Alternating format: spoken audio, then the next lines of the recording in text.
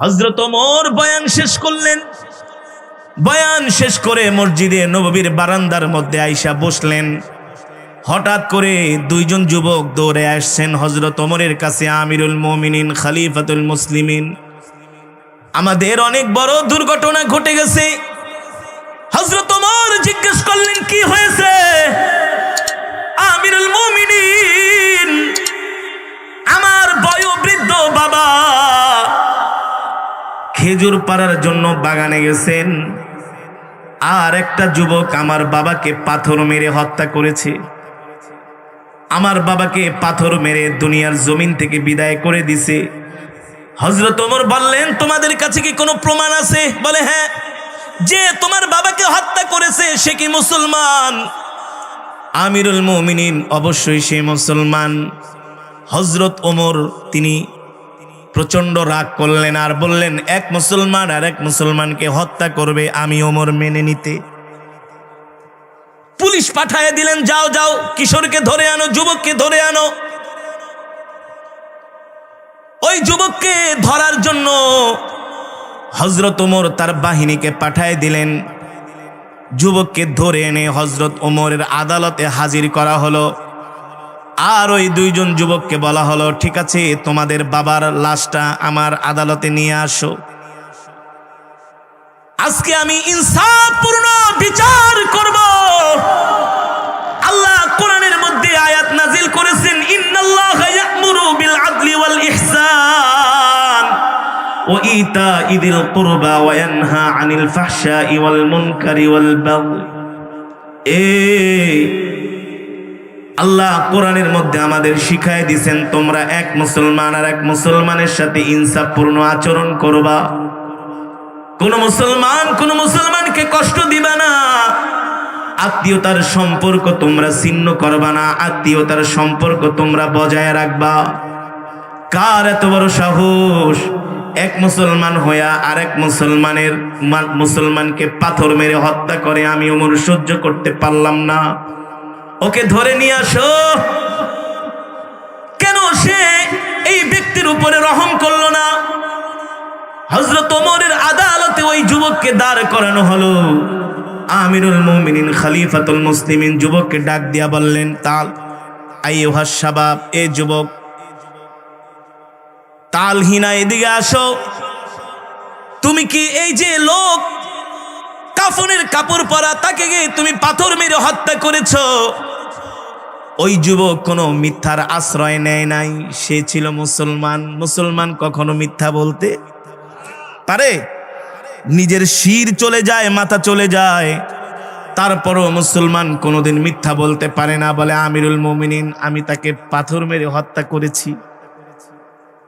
হযরত ওমর বললেন, তুমি অকপটে স্বীকার করলা, তুমি পাথর মেরে হত্যা করেছো। ওই যুবক বললেন, আমিরুল মুমিনিন, যদি আমি সত্য কথা না বলি, মিথ্যা কথা বলা, যদি আপনার আদালত থেকে আমি মুক্তি পাওয়া যাই, কাল হাসরের ময়দানে আমার আল্লাহ যখন বিচারকের আসনে বসবে, লিমানিল মুলকুল ইয়াউমা লিল্লাহিল ওয়াহিদিল কাহ্হার, হাসরের মাঠে আমার আল্লাহ হয়ে যাবে কাহ্হার। ওই হাসরের মাঠে আমি আল্লাহর আদালত থেকে মুক্তি পাবো না। ঠিক কিনা বলেন? আমিরুল মুমিনিন, আমি তাকে পাথর মেরে হত্যা করেছি, এটাই সত্য, এটাই চূড়ান্ত সত্য কথা। হযরত ওমর এই যুবকের ঈমান দেখে অবাক হয়ে গেলেন। কোন মিথ্যা কথার আশ্রয় নেই না, আমি তাকে হত্যা করেছি। তবে আমিরুল মুমিনিন, আমি তাকে হত্যা করেছি, এর মধ্যে কিন্তু কারণ আছে। কি আছে? এমনি এমনি হত্যা করি নাই। হযরত ওমর বললেন, ঠিক আছে, কেন হত্যা করেছো, কারণটা বলো, রিজনটা বলো। ওই যুবক বললেন, আমিরুল মুমিনিন, আমি একজন এতিম সন্তান, ছোটবেলা আমার বাবা মারা গিয়েছে, আমার মা বিধবা, আমার ছোট একটা ভাই আছে। আমার ফ্যামিলি পরিচালনার জন্য, আমার ফ্যামিলির খরচ চালানোর জন্য, ইনকামের জন্য, উপার্জনের জন্য আমার ফ্যামিলিতে আর কেউ নাই। আমরা দুইটা এতিম ভাই, আর আমার মা একজন বিধবা মহিলা। আমাদের সংসারটা আমি নিজেই চালাই। হযরত ওমর বললেন, কিভাবে চালাও? বলে আমার একটা উট আছে, এই উটটা আমার বাবার ছিল, বাবার দেওয়া। এই উট দিয়া আমি মরুভূমির মধ্যে মাল টানি, আর তা থেকে যা কিছু উপার্জন হয় তা দিয়ে আমি সংসার চালাই। হযরত ওমর বললেন, তাহলে তো তুমি একজন ভালো ছেলে, যুবক, তুমি তো একজন সংগ্রামী যুবক, তুমি তো হালাল রিজিক উপার্জন করো, কিন্তু এই লোকটাকে হত্যা করলা কেন? ওই যুবক ডাক দিয়া বলে, আমিরুল মুমিনিন, আজকে প্রচন্ড গরম পড়েছে, আমি আমার উট দিয়া সকাল থেকে এই পর্যন্ত আমি মাল টেনেছি, আমার উট ক্লান্ত হয়ে গেছে, পরিশ্রান্ত হয়ে গেছে, আমার উটের আর শরীর চলে না, এই কারণে আমি আমার উটটাকে একটু বিশ্রাম দেওয়ার জন্য এই যুবকদের বাগানের পাশে আমি আমার উটটাকে রেখে আমি একটু ঘুমিয়েছিলাম। কিন্তু আমি ঘুম থেকে উঠা দেখি,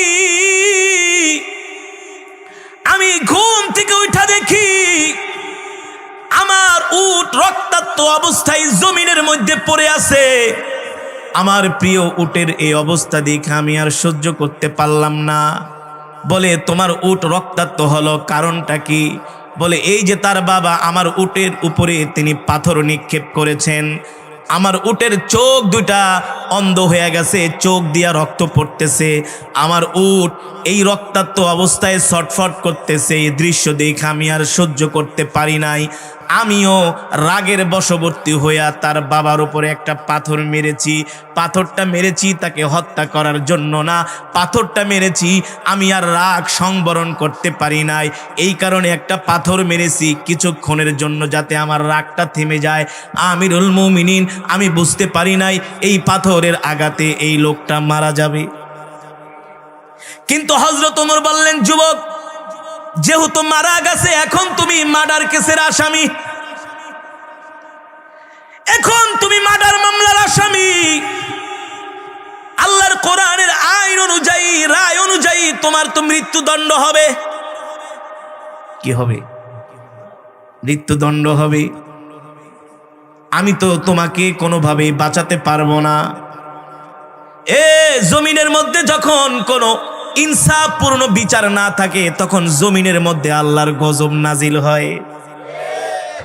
এই জমিনে যখন মানুষের উপরে ইনসাফপূর্ণ বিচার করা না হয়, তখন আল্লাহ তাআলা বৃষ্টি বন্ধ করে দেয়, অনাবৃষ্টি দেয়, আল্লাহ ক্ষেতের ফসল নষ্ট করে দেয়।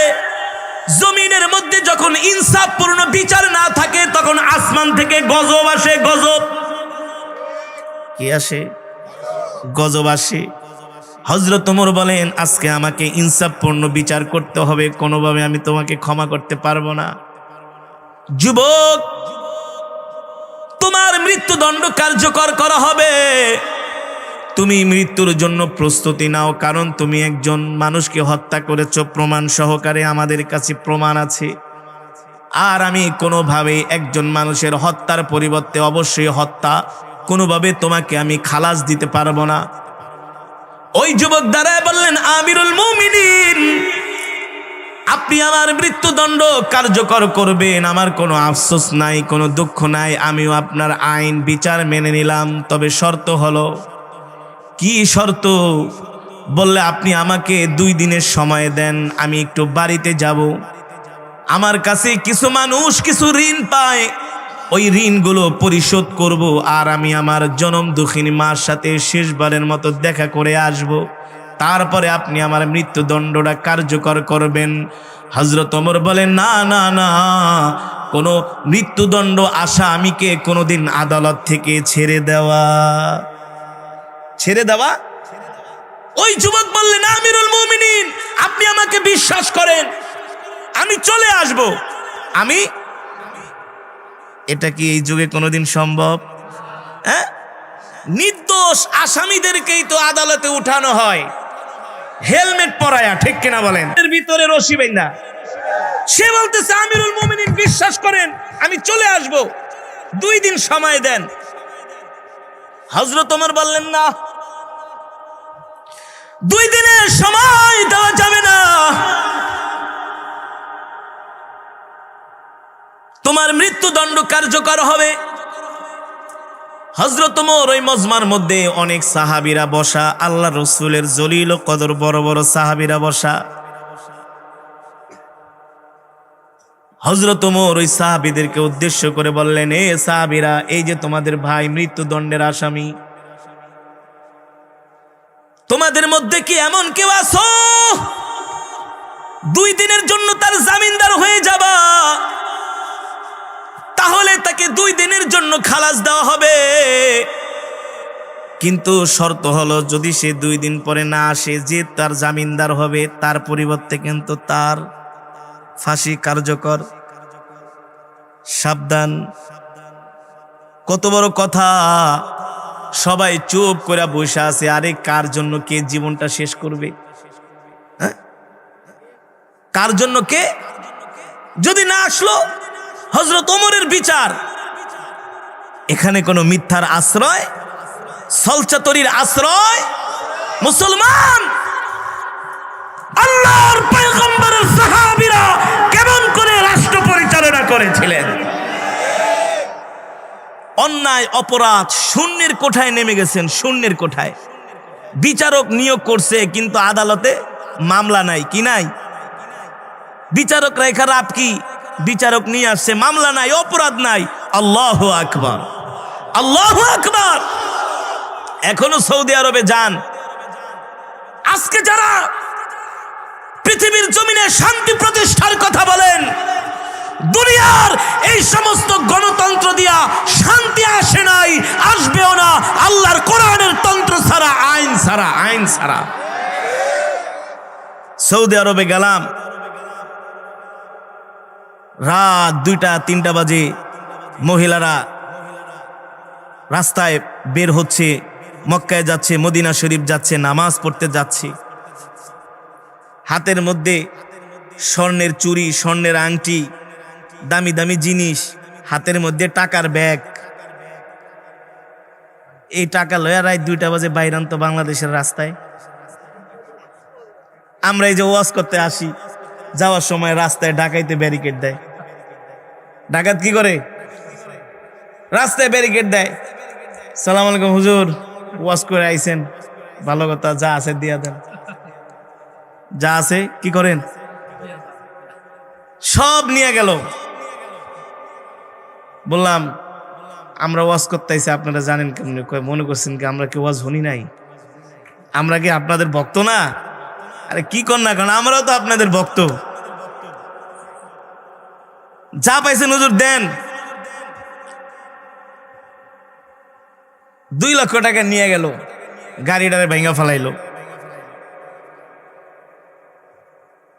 বললাম হুজুর, ডাকাত বলতেছে, হুজুর বিশ্বাস করেন, আপনাদের টাকা হালাল টাকা, আপনাদের টাকা হালাল টাকা, এই কারণে সব নিয়ে গেলাম, কিছু দেন। যান, আপনি হুজুর মানুষ দেখে 2000 টাকা দিলাম, নাস্তা নুস্তা খেয়ে যায়েন গা।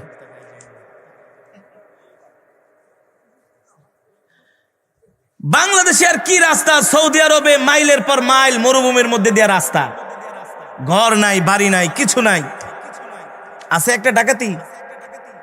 কোনো ডাকাতি নাই, কোনো চুরি নাই।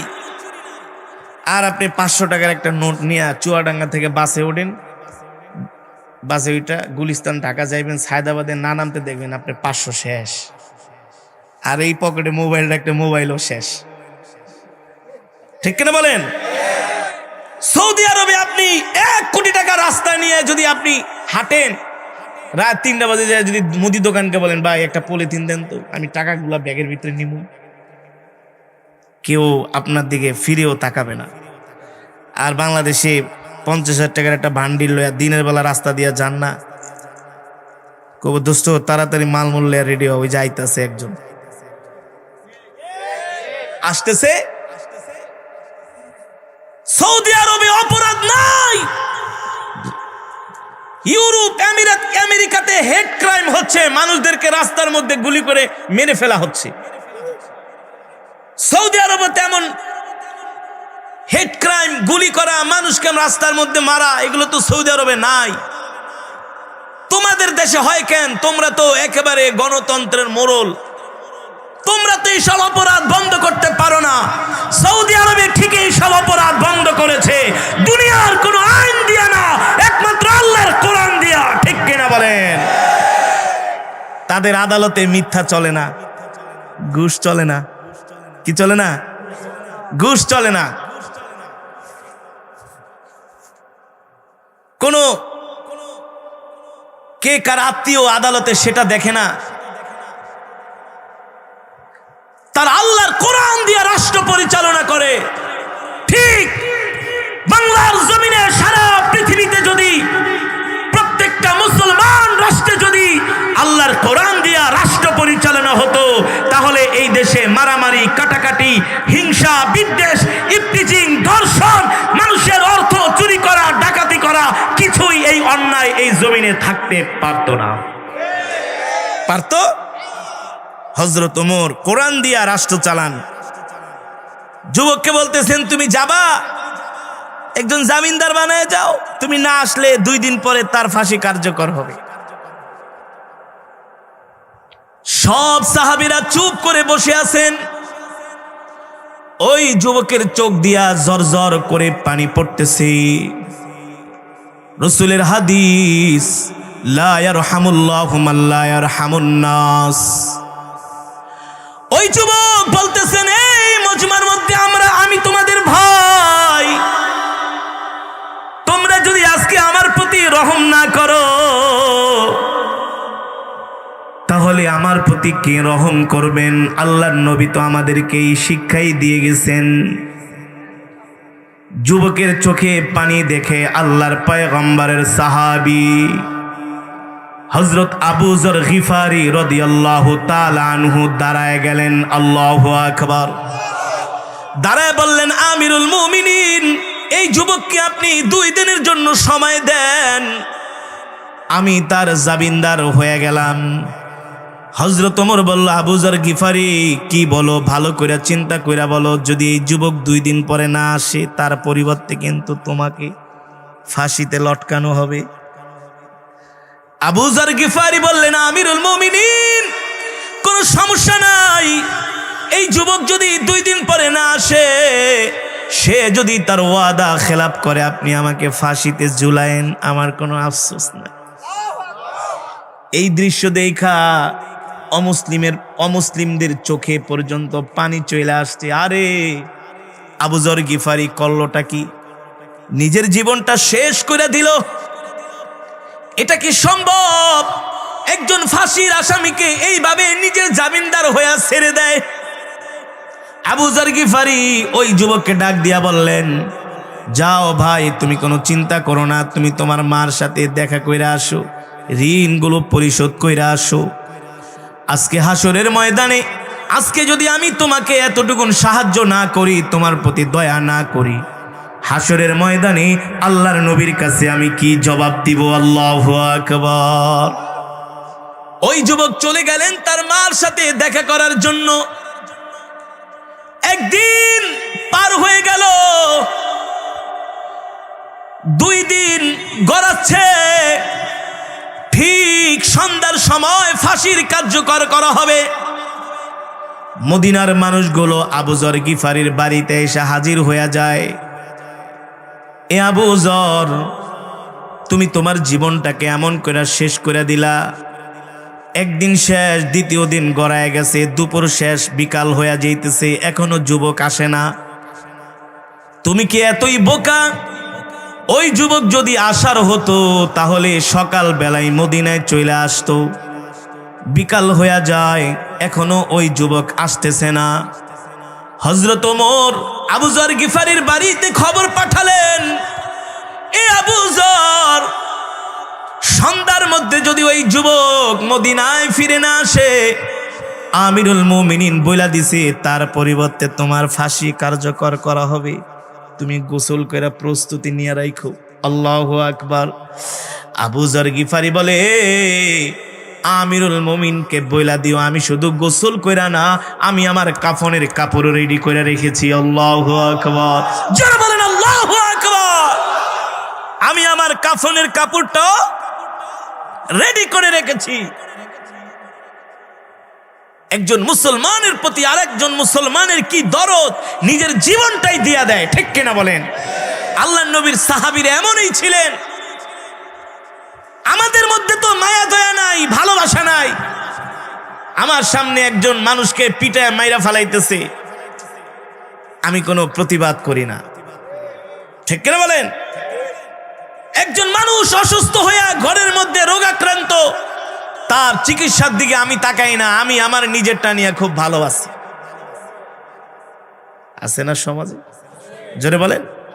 বানায় বললাম? অযৌক্তিক বললাম? এটা হওয়ার কথা না। সন্ধ্যা হয়ে যায়, যুবক ফিরে আসে না।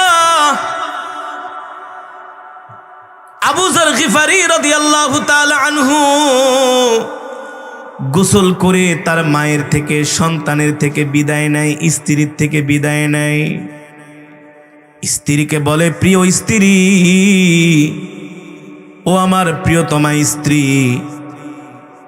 আমার একজন ভাইকে আমি জামিনদার হইয়া 2 দিনের জন্য সময় দিয়েছিলাম, সে ফাঁসির আসামি। তোমাদেরকে আমি এই কথা বলি নাই যদি তোমরা বিচলিত হয়ে যাও, ভয় পেয়ে যাও।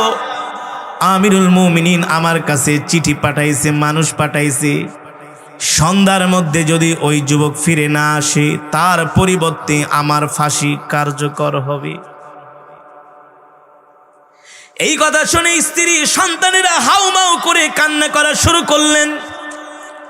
আবু যর গিফারি বলে, কেঁদো না, কেঁদো না, আল্লাহ যদি এই জন্য আমার মৃত্যু লেখা রাখে তাহলে এখানে আমার মৃত্যু হবে, এই কারণে, ঠিক কিনা বলেন? কারণ হায়াতের মালিক আল্লাহ।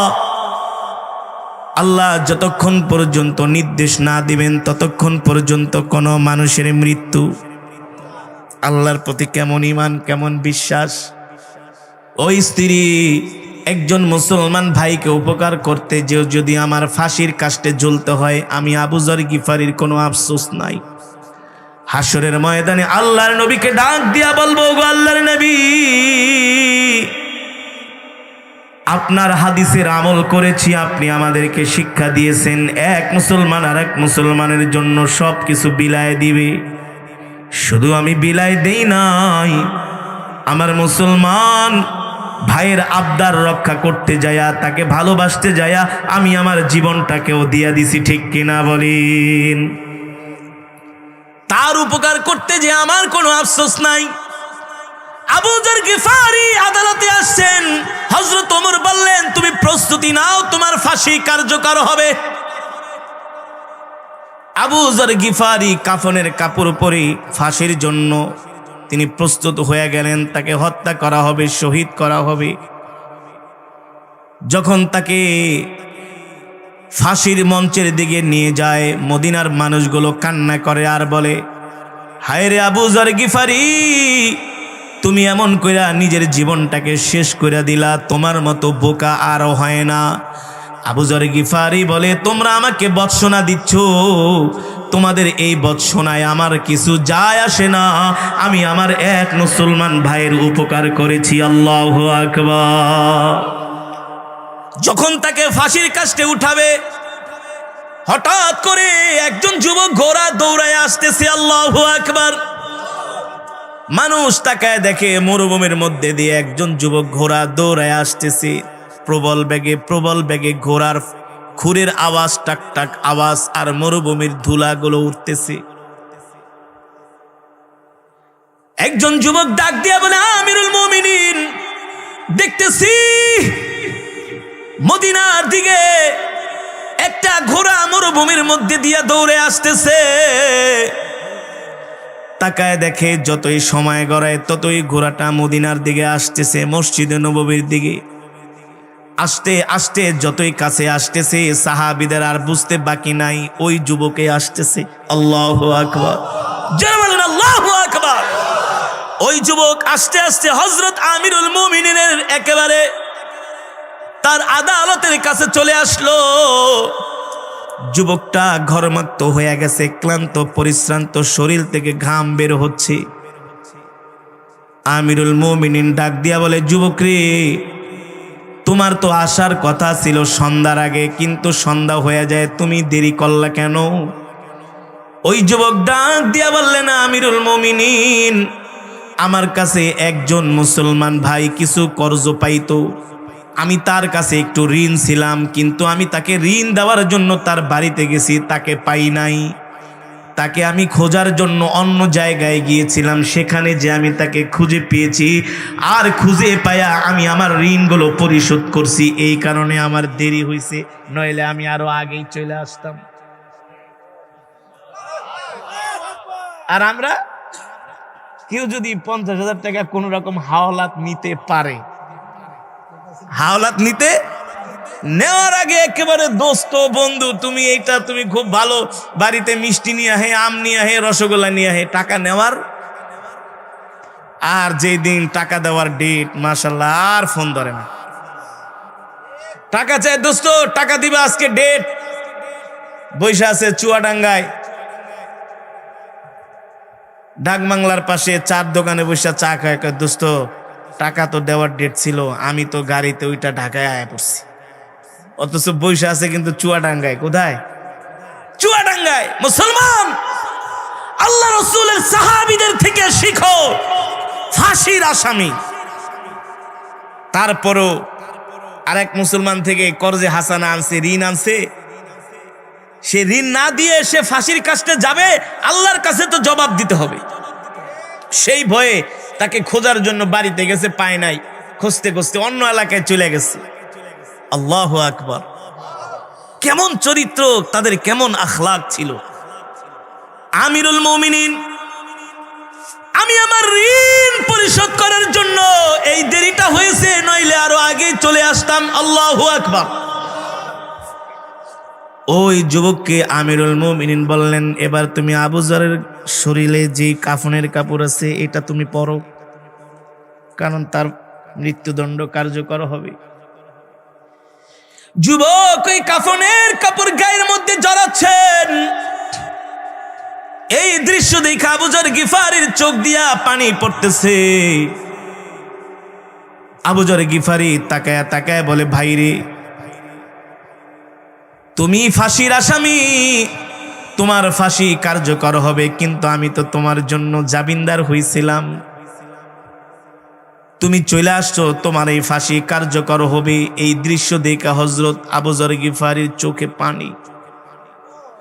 আমিরুল মুমিনিন ডাক দিয়া বললেন, আবু যর গিফারি, তোমার চোখে পানি, তুমি কি ভাবতেছো? আমিরুল মুমিনিন, আমার এই ভাইয়ের ফাঁসি হয়ে যাবে, এই কষ্ট আমি সহ্য করতে পারি না। হযরত ওমর ডাক দিয়া বললেন, আবু যর গিফারি রে, তুমি কেন তার 2 দিনের জামিনদার হইলা? যদি সে না আসতো তাহলে তো তার পরিবর্তে তোমার ফাঁসি কার্যকর হইতো। তুমি এত বড় রিস্ক তুমি তার জন্য কেন নিলা? আবু যর গিফারি ডাক দিয়া বলেন, আমিরুল মুমিনিন, আল্লাহর নবীর হাদিস, এক মুসলমান আর এক মুসলমানের বিপদে এগিয়ে যাবে, ঠিক কিনা বলেন?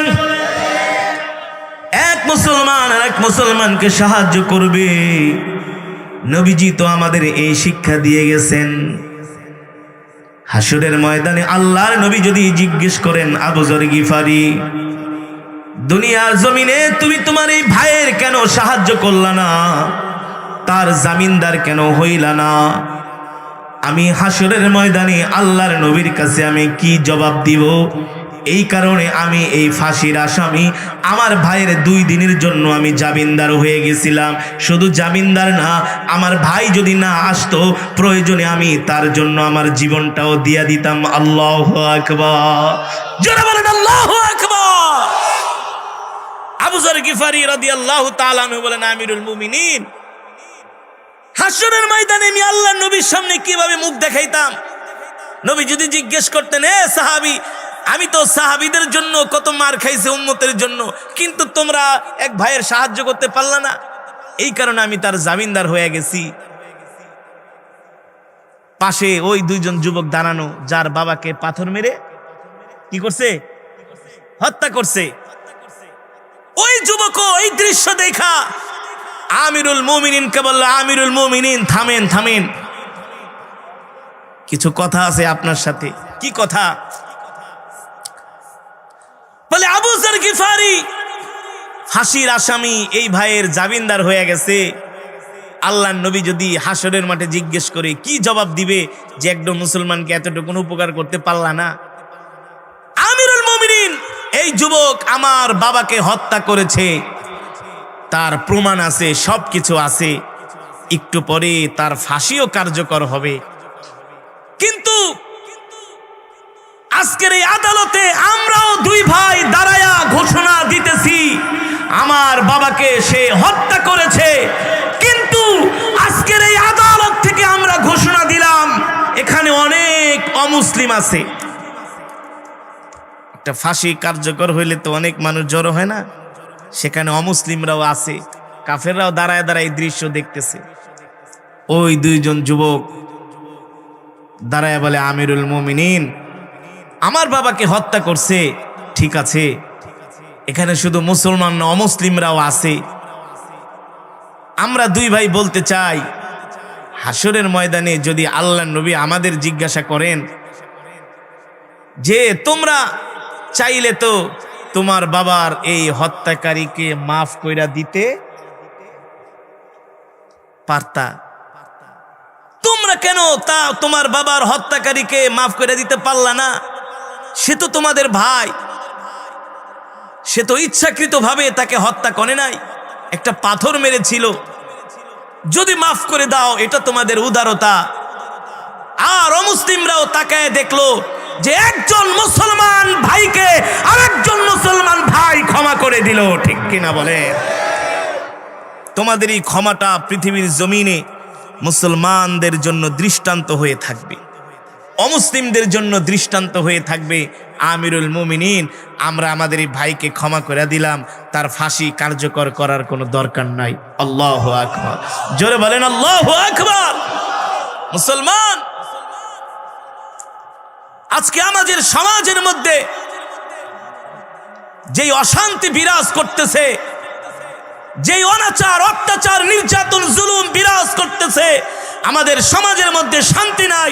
আমরা এক মুসলমান আরেক মুসলমানকে যদি এভাবে করে স্যাক্রিফাইস না করি, এক মুসলমান আরেক মুসলমানের পাশে যদি না দাঁড়ায়, এক মুসলমান আরেক মুসলমানের সাহায্যে যদি আগায় না আসি, তাহলে আমাদের এই সমাজে কোনোদিন শান্তি আসবে, ভ্রাতৃত্ববোধ প্রতিষ্ঠা হবে। এ কারণে আমরা মুসলমানকে হৃদয় দিয়া ভালোবাসবো, শুধু হৃদয় দিয়া মুসলমানকে না। আমার ধর্ম হলো পৃথিবীর শ্রেষ্ঠ ধর্ম, ইন্নাদ-দীন ইনদাল্লাহিল ইসলাম, আল্লাহর কাছে মনোনীত ধর্ম হলো ইসলাম। মুসলমান যেমন এক মুসলমানের সাথে সুন্দর আচরণ করবে, অমুসলিমদের সাথেও সুন্দর আচরণ করবে। এটা ইসলামের মহান শিক্ষা, এটা ইসলামের মহান। তাহলে আজকের মাহফিলের থেকে এসে আপনারা কি শিখা গেলেন? আজকের মাহফিল থেকে এসে কি জেনে গেলেন?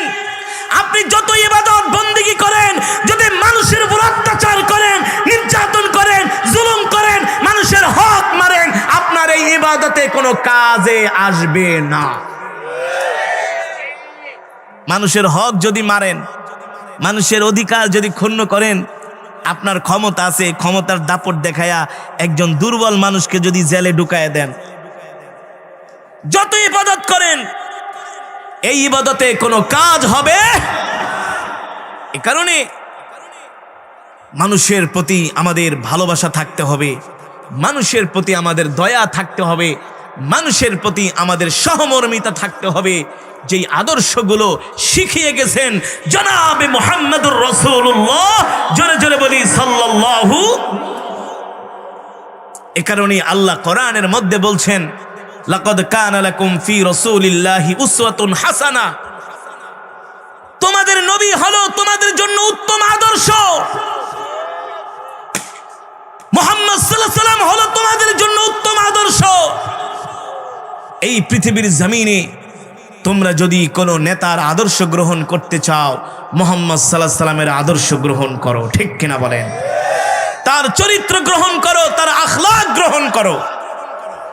এ কারণে মুসলমান, আজকের মাহফিল থেকে আমরা এটাই অঙ্গীকারবদ্ধ হব, আজকের মাহফিল থেকে আমরা ওয়াদা করব কোনো মুসলমানের সাথে আমরা খারাপ আচরণ। রাজি আছেন? রাজি আছেন? এত বেশি আমল দরকার নেই, 5 ওয়াক্ত নামাজ পড়েন ঠিক মতো, হালাল হারাম মাইনা চলেন, আর মানুষের সাথে সুন্দর আচরণ করেন। কি করেন? আল্লাহ রসুলের হাদিস, আমি আল্লাহ রসুলের এই হাদিসটা বয়ান করেই আমি আমার বয়ানের ইতি টানবো, মোনাজাত দিয়ে দিব। একটা রসুলের হাদিস আপনাদেরকে শোনায় যাই।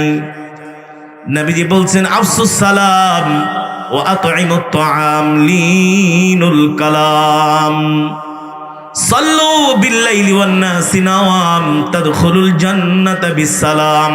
আল্লাহর নবী বলেন, তোমরা এক মুসলমান আর এক মুসলমানকে সালাম দিবা, তোমরা অনাহারীদেরকে খাবার দিবা, অভাবীদেরকে খাবার দিবা, দরিদ্রদের পাশে দাঁড়াবা। ও আতঈমুত তাআম, তুমি পেট ভরে খাইবা, তোমার প্রতিবেশী, তোমার আত্মীয় স্বজন, মা বাবা, ভাই বোন না খায়া থাকবে। সাবধান সাবধান, এই কারণে কিন্তু কাল হাসরের ময়দানে আল্লাহর কাছে জবাব দিতে হবে, ঠিক কিনা বলেন? তৃতীয় নাম্বার হলো লিনুল কালাম, এক মুসলমান আর এক মুসলমানের সাথে নরম ভাষায় কথা বলবা, কর্কশ ভাষায় কথা বলবা না, গালি দিবা না, ধমক দিবা না, কথা দিয়া কষ্ট দিবা না। সমাজের মধ্যে কিছু মানুষ আছে যাদের মুখের কথা মনে হয় পিস্তলের গুলির চাইতো আরো ধারালো, আছে না? নবীজি বলে, না না, তোমরা লিনুল কালাম, এক মুসলমান আর এক মুসলমানের সাথে নরম ভাষায় কথা বলবা। সাবধান সাবধান, যারা জান্নাতি হবে তাদের ভাষা কখনো কর্কশ হবে না, জান্নাতীদের মুখের ভাষা হবে নরম। জান্নাতীদের মুখের ভাষা শুনলে মনে হবে মুক্তা ঝরে মুক্তা, ঠিক কিনা বলেন? সাইয়েদেনা হযরত আবু বকর ছিলেন নরম, হযরত ওমর ছিলেন গরম, কিন্তু মানুষের সাথে আচরণ করতেন নরম। সুবহানাল্লাহ, আরো জোরে বলেন সুবহানাল্লাহ। এই কারণে ভাই, যারা কর্কশ ভাষায় কথা বলে আল্লাহর নবী তাদেরকে শাফায়াত করবে না, কারণ নবীজি কখনো কোনো মানুষের সাথে খারাপ আচরণ করে নাই, নবীজি কোনোদিন কোনো মানুষের মনে কষ্ট দেয় নাই। আমরাও যতদিন বাঁচবো কোনো মানুষের মনে কষ্ট দিব ইনশা। এই বয়ানটা দরকার ছিল কি ছিল না? বর্তমান প্রেক্ষাপটে সামাজিক যে অবস্থা, এই বয়ান দরকার আছে কি আছে না? জোরে বলেন, আছে কি আছে না? আরে মিয়া, আপনি 10 বার হজ কইরা আলহাজ লেখাইলে কি লাভ হবে যদি আপনি মানুষের জায়গা দখল করেন?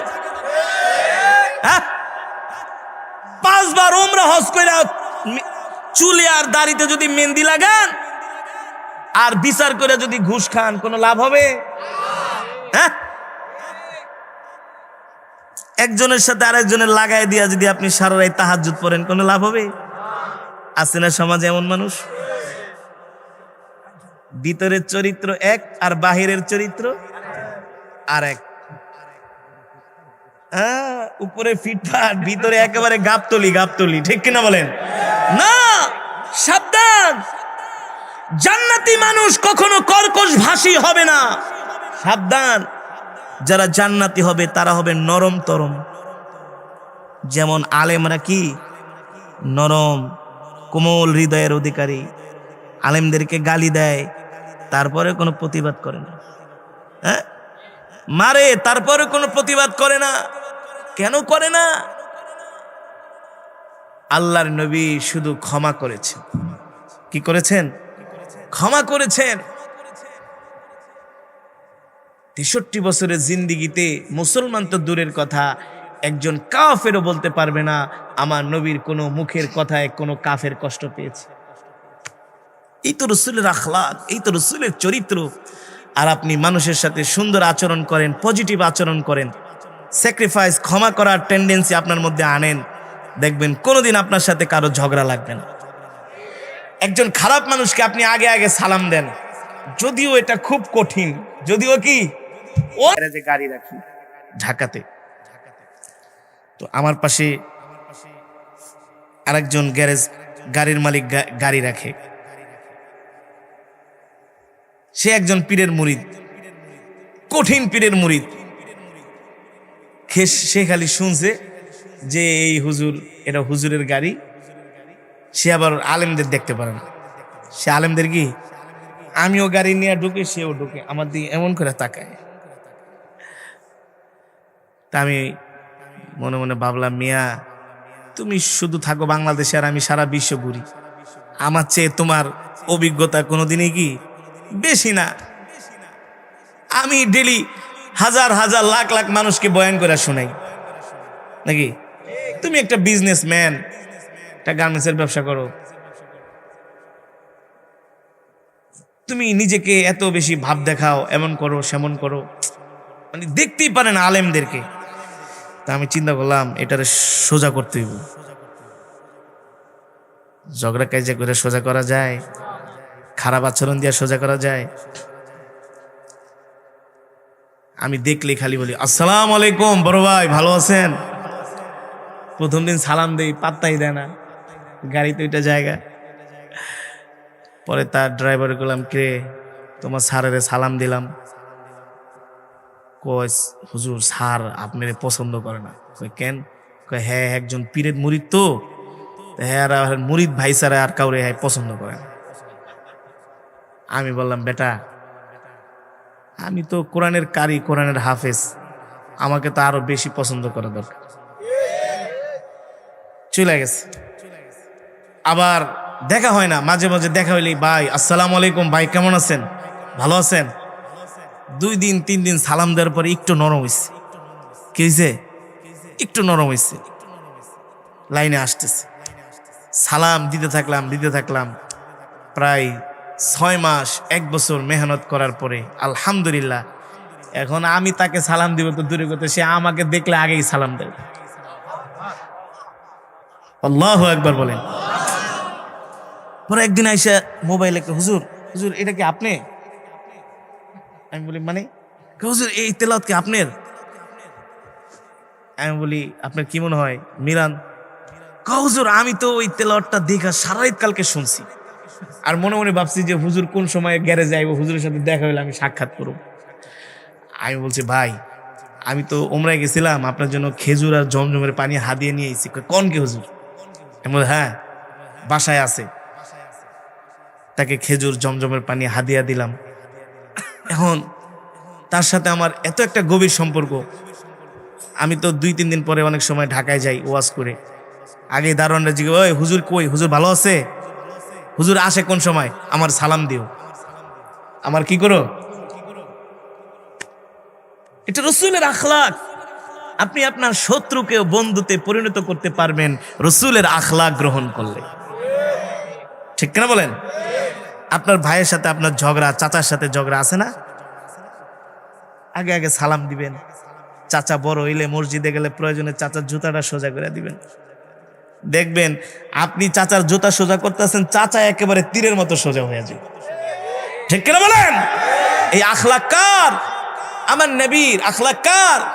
আমার নবী শিক্ষা দিয়ে গেছেন লিনুল কালাম, নরম ভাষায় কথা বলো, কর্কশ ভাষায় কথা বলো না, সুন্দর আচরণ করো, সুন্দর আখলাক দেখাও। স্ত্রী ঘরের কথা শুনে না, স্ত্রীদেরকে মাইরা কেটে কোনোদিন সোজা করাইতে পারবেন না। একটা ফর্মুলা আছে, শুধু সালাম দেন। কি করেন? ঘরে যে আগে সালাম দেন। একদিন সালাম হলে কব কিরে এটা কি মানুষ নাকি অন্য কিছু, আর একদিন সালাম হলে কব এটা তো পুরা দেখতে আসছি পাল্টাই গেছে, আর একদিন সালাম হলে কব এটা তো ফেরেশতা হয়ে গেছে। ঠিক কিনা বলেন? এত ভালো মানুষ, সব রাসূলের আখলাক। আল্লাহু আকবার। আমাদের হায়াতের মালিক আল্লাহ, রিজিকের মালিক, আসমানের মালিক, জমিনের মালিক, সার্বভৌমত্বের মালিক, একচ্ছত্র ক্ষমতার আল্লাহ। তাহলে আসমান যার, আইন চলবে তার। ঠিক কিনা বলেন? জমিন যার, মুসলমান, বিধান চলবে তার। আল্লাহর জমিনে অন্য কারো তন্ত্র মন্ত্র চলতে পারে না। 200 কোটি মুসলমানের সংবিধানের নাম হলো গোটা 30 পারা কোরআন। মুসলমানের সংবিধানের নাম কি? এই কোরআন। এই কোরআনুল কারীম শুধু তেলাওয়াত শোনার জন্য আসে নাই, শুধু খতমে তারাবির জন্য আসে নাই। বাবা মারা যাবে, 40 করবে, এক খতম কোরআন শরীফ পড়িয়ে 40 জন আলেম দাওয়াত দিয়া, এই কারণে আল্লাহ শুধু কোরআন দেয় নাই। আল্লাহ কোরআন দিয়েছে আল্লাহর জমিনে, আল্লাহর কোরআনের আইন অনুযায়ী চলতে হবে।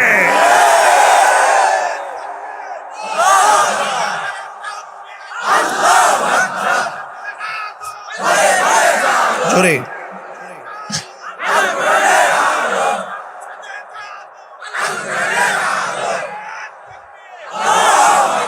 মুসলমান সারাদিন মোবাইল ইউজ করে সন্ধ্যার সময় যখন ঘুমাইতে যান, রাত্রবেলা মোবাইলের পিছন দিয়া কি ঢুকান?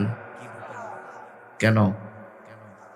সারা রাত সারাদিন ব্যাটারি খরচ করেছেন, ব্যাটারি শেষ, রাত্রবেলা মোবাইলে চার্জ দিয়ে রাখেন যাতে সারাদিন আবার ভালো করে কথা বলা যায়, ঠিক না? এই কোরআনের মেজমাগুলো, এই মাহফিলের স্টেজগুলো, মঞ্চগুলো হলো ইমানদারের ইমানের ব্যাটারি চার্জ দেওয়ার জায়গা, ঠিক কিনা বলেন? এখানে চুপ করে থাকার জায়গা। যার ইমান যত মজবুত, যার ইমান যত শক্তিশালী, ঠিক সে তত আল্লাহর নাম জোরে নেয়। দেখবেন আমাদের সমাজে কিছু মুসলমান আছে আল্লাহর নাম জোরে নিতে চায় না, ভাব দেখায়, সালাম দিল জোরে জবাবটা নিতে চায় না, নিজের ক্রেডিট দেখায়। কেউ সালাম দিলে আসসালামু আলাইকুম, চুপ করে থাকে। কি করে থাকে? অথচ রসুলের সুন্নাহ হলো কেউ যদি সালাম দেয় হাসি মুখে উত্তর দেওয়া, ওয়ালাইকুম আসসালাম ওয়া রাহমাতুল্লাহি ওয়া বারাকাতুহু। আমি হ্যাঁ আছে অনেকে কর্মচারী সালাম দিলে, দারোয়ান সালাম দিলে নিতে চায় না, আস্তে করে উত্তর দেয়। অথচ আসসালামু ক্বাবলাল কালাম, আগে সালাম পরে কালাম, ঠিক কিনা বলেন? বাইরে সাউন্ডটা ডিস্টার্ব করিস না, বহুত জ্বালাইছো আজকে। সাউন্ডটা মজা করো মিয়া, 200-250 কিলোমিটার জার্নি করে আসছি এত দূর থেকে। আমি আজকে তেলাওয়াতে যে এনার্জি খরচ হলো এটা দিয়ে 5 প্রোগ্রাম করতে পারতাম। আমার তো হিসাব করে চলতে হয়, বুঝো নাই? এক প্রোগ্রাম আয়া গলা ফাটায় যাবো, পরের প্রোগ্রামে পাবলিক কো হুজুর তো সাউন্ডটা ভালো করো ভাই, মাশাআল্লাহ, আল্লাহ কবুল করুন। সম্মানিত হাজিরিন, যেটা বলছিলাম, আমাদের ঈমান পাওয়ারকে বাড়াতে হবে। আজকে সারা পৃথিবীতে মুসলমান নির্যাতিত, নিপীড়িত, মুসলমানের উপর অত্যাচার করে, নির্যাতন করে, জুলুম করে, ঠিক কিনা বলেন? আমরা মুসলমানের সাথে ইনসাফপূর্ণ আচরণ করতে চাই না, আছে না? আজকে সমাজে মারামারি, কাটাকাটি, হানাহানি, হিংসা, বিদ্বেষ, এর একটি মাত্র কারণ হলো আমরা আমাদের নবীজির আদর্শ থেকে দূরে সরে গিয়েছি। আমরা আমাদের নবীজির আদর্শ থেকে দূরে সরে গিয়েছি। আজকে দুর্বলের উপরে সবল অত্যাচার করে, একজন 1000 কোটি টাকার চোর চুরি করে এসি রুমের মধ্যে বৈশা আরাম আয়েশ করে চলতেছে, আর একজন জুতা চোর বাইতুল মুকাররম মসজিদে যায়া 200 টাকা জুতা চুরি করে বেচারা মায়ের খায়া হসপিটালে, ঠিক না বলেন? কারণ সে গরিব, দুর্বল, জানে এটা একবেলা খাবারের জন্য জুতা চুরি করছে, এর মারলে কিছু হবে না। কিন্তু 1000 কোটি টাকার মালিক জানে ওর গায়ে হাত দিলে খবর আছে। আমরা মুসলমানের সাথে ইনসাফপূর্ণ আচরণ করা ভুলে গিয়েছি। এ কারণে আমাদের দেশে, সমাজে, পুরো পৃথিবীতে শান্তি নাই। শান্তি প্রতিষ্ঠা করতে হলে আল্লাহর কোরআন ছাড়া আমাদের বিকল্প কোনো পথ নাই। আছে? জোরে বলেন। সম্মানিত হাজিরিন, শান্তি প্রতিষ্ঠা করেছিলেন আপনার আমার কলিজার টুকরা বিশ্ব নবী রহমাতুল্লিল নবীজি। শান্তি প্রতিষ্ঠা করেছিলেন। আল্লাহ তাআলা কোরআনের মধ্যে বলে দিয়েছেন, নবী আপনি দুনিয়ার মানুষদেরকে বলে দেন, মুসলমানদেরকে বলে দেন, ইন্নামাল মুমিনুনা ইখওয়াতুন ফাআসলিহু বাইনা আখাওয়াইকুম ওয়াত্তাকুল্লাহা লাআল্লাকুম তুরহামুন। এক মুমিন আরেক মুমিনের ভাই, এক মুসলমান আরেক মুসলমানের ভাই। যখন দুইজন মুসলমান ঝগড়া লাগে, তোমরা তৃতীয় পক্ষ আইসা ঝগড়াটাকে মিলায় দাও, সালাহ করে দাও, ঝগড়াটাকে শেষ করে দাও। কিন্তু বর্তমান সমাজের পরিস্থিতি হলো, দুইজন মুসলমান মারামারি ঝগড়া লাগলে তৃতীয় পক্ষ দুইজনের ডাক দিয়ে মামলা করে দে। কি করে দে? মামলা করে দে, কোর্টে যা যা দেখার আমি দেখুম। আবার ওরেও বলে কত টাকা লাগবে আমার থেকে নেই, ওরে চরম শিক্ষা দিয়া দে। ঠিক কিনা বলেন? এমন মুনাফিক সমাজে আছে কি আছে না? আমি কি বাস্তব বললাম নাকি অবাস্তব?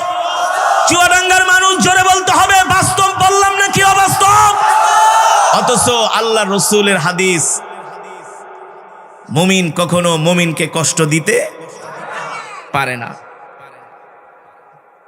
আল মুসলিমু আখুল মুসলিম, মুসলমান মুসলমানের ভাই। ঠিক কিনা বলেন?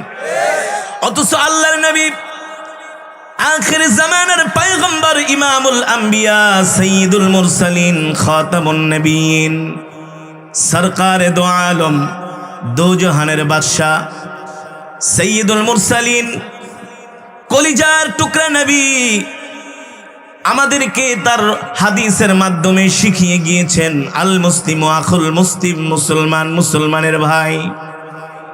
তোমরা এক মুসলমান আর এক মুসলমানের সাথে ঝগড়া করবা না, এক মুসলমান আর এক মুসলমানকে কষ্ট দিবা না।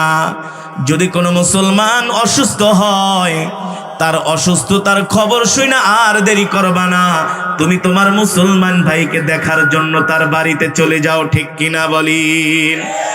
আল্লাহ রসুলের হাদিস, কোন মুসলমান যদি অসুস্থ হয় আর ওই মুসলমানকে দেখার জন্য যদি যায়, আল্লাহ তাআলা তার তামাম জিন্দেগীর গুনাহ খাতাগুলো মাফ করে দেয়। আল্লাহু আকবার।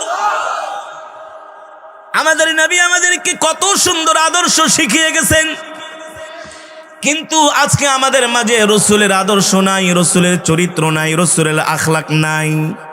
এই যে রবিউল আউয়াল মাস, এই মাসে আপনার আমার কলিজার টুকরা পৃথিবীর জমিনে আগমন করেছেন। মক্কার অন্ধকার তিনি আল্লাহর কোরআন দিয়া দূর করেছেন। ঠিক কিনা বলেন? মক্কার মানুষেরা মারামারি কাটাকাটি হানাহানিতে ব্যস্ত ছিল।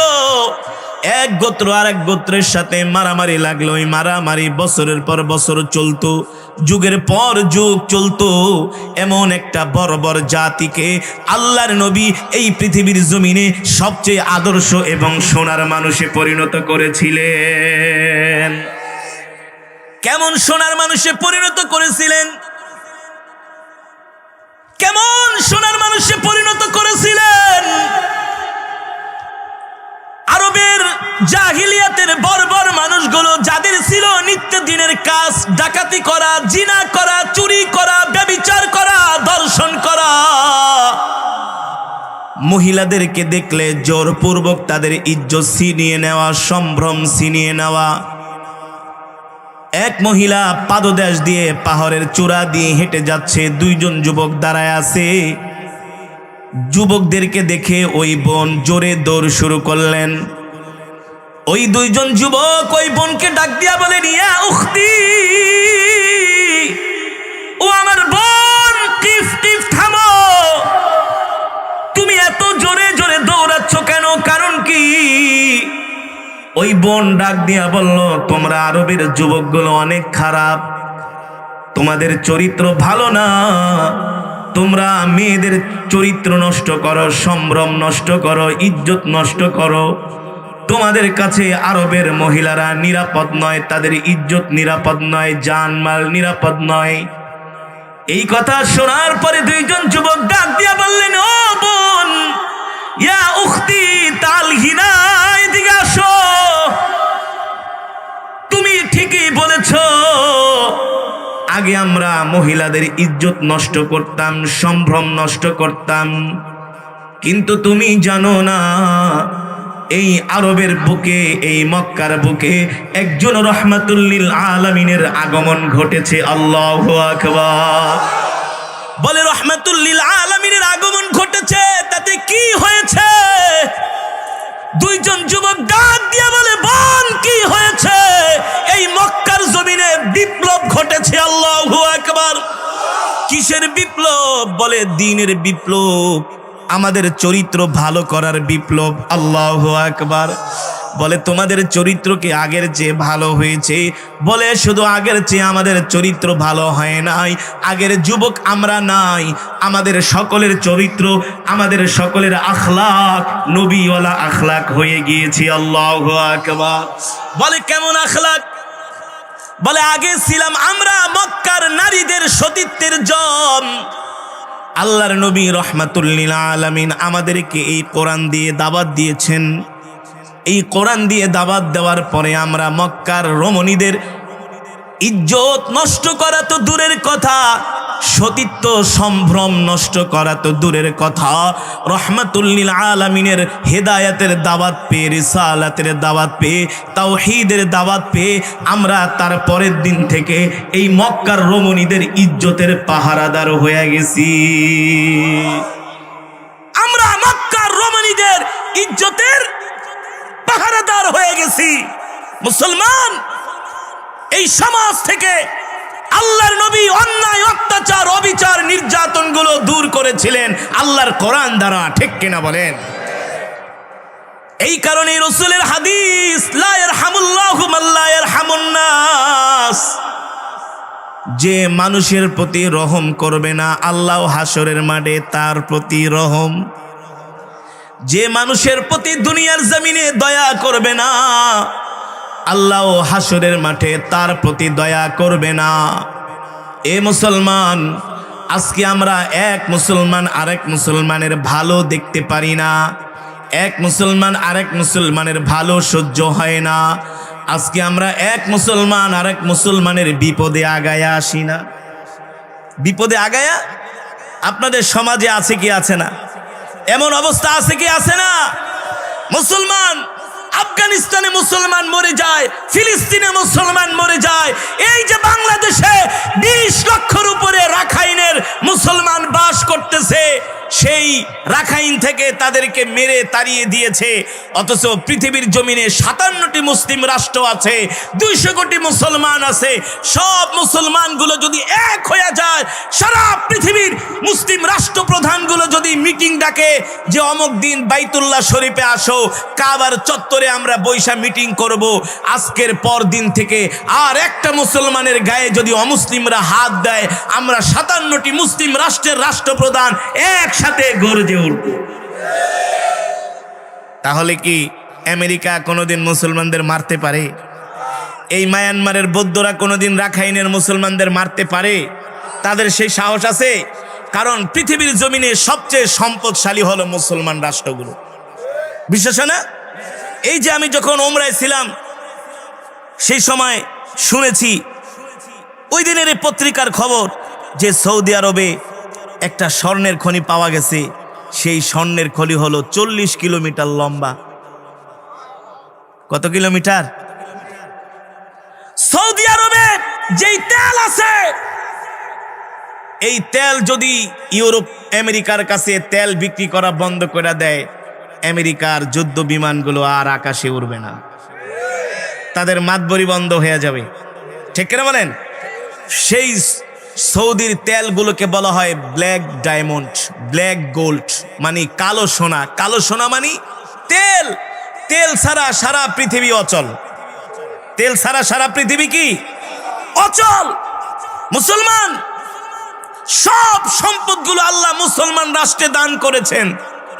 বাংলাদেশ গ্যাসের উপরে ভাসতেছে, প্রাকৃতিক সম্পদে ভরা, পুরা মধ্যপ্রাচ্য প্রাকৃতিক সম্পদে ভরা। মুসলমানের সম্পদ আছে, তেল আছে, গ্যাস আছে, স্বর্ণ আছে, মুসলমানের সৈন্য সংখ্যা আছে, কিন্তু মুসলমানের মাঝে নবীর আখলাক নাই।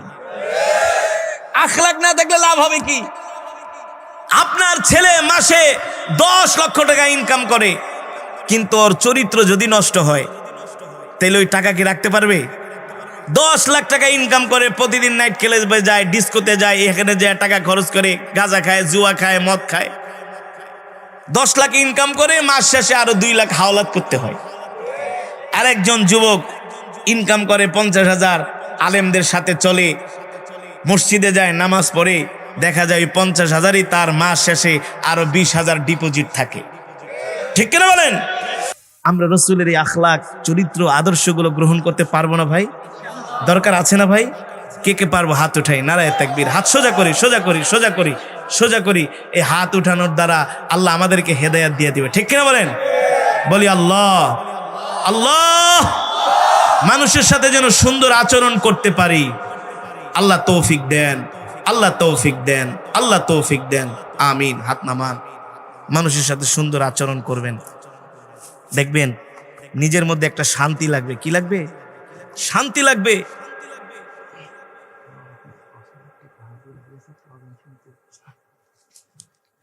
হ্যাঁ, শান্তি লাগবে নিজের মধ্যে, ইবাদতে মজা লাগবে। আর মানুষের সাথে ঝগড়া কাইজা থাকলে, ফাসাদ থাকলে দিলে কিন্তু একটা পেরেশানি থাকে। কি থাকে? পেরেশানি থাকে। তাহলে কি আমি আপনাদেরকে বুঝাইতে পেরেছি? তাহলে আমার আজকের বয়ানের টপিক ছিল, বিষয় ছিল যে এক মুসলমান আর এক মুসলমানের সাথে কি করবে ভাই? সুন্দর আচরণ করবে, মোহাব্বত, ভালোবাসা দিয়া মানুষের মন, হৃদয়কে জয় করবে। আল্লাহ তাআলা এই আখলাকগুলো, চরিত্রগুলো আল্লাহ আমাদের মধ্যে ধারণ করার তৌফিক দান করুন।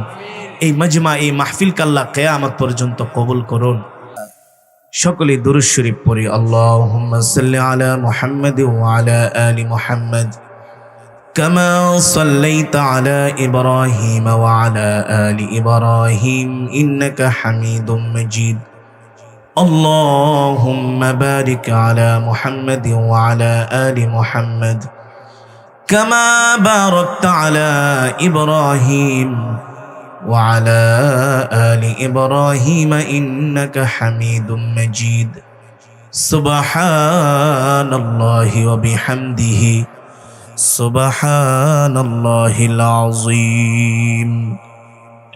আমরা সকলের জন্য প্রাণ খুলে দোয়া করব। বিশেষ করে আজকের মাহফিলের যারা আয়োজক কমিটি, যারা মাহফিলের আয়োজন করেছেন, আমাদের প্রিয় ভাইদের জন্য আমরা দোয়া করব। আপনারা যারা দূর দূরান্ত থেকে আল্লাহর বান্দারা এসেছিলেন, আমরা সকলের জন্য প্রাণ খুলে দোয়া করব। মা বোনদের জন্য দোয়া করব। আত্মীয় স্বজন যারা ইন্তেকাল করেছেন, সকলের জন্য আমরা প্রাণ খুলে দোয়া করব। আল্লাহুম্মা আমিন। আলহামদুলিল্লাহি রাব্বিল আলামিন ওয়াসসালাতু ওয়াসসালামু আলা সাইয়্যিদিল আমবিয়া ওয়াল মুরসালিন ওয়া আলা আলিহি ওয়া সাহবিহি আজমাইন। ربنا ظلمنا أنفسنا وإن لم تغفر لنا وترحمنا لنكونن من الخاسرين ربنا آتنا في الدنيا حسنة وفي الآخرة حسنة وقنا عذاب النار রব্বুল আলামিন মেহেরবানি করে আল্লাহ আপনি আমাদের तमाम জিন্দেগির গুনাহগুলো মাফ করে দেন। আয় আল্লাহ, আজকে যারা মাহফিলের আয়োজন করেছে, মাহফিলের সভাপতি, প্রধান অতিথি, সেক্রেটারি, আল্লাহ সদস্যবৃন্দ, আমার যুবক ভাইরা, অত্র এলাকার মুসলমানরা মিলে যেই মাহফিলের আয়োজন করেছে,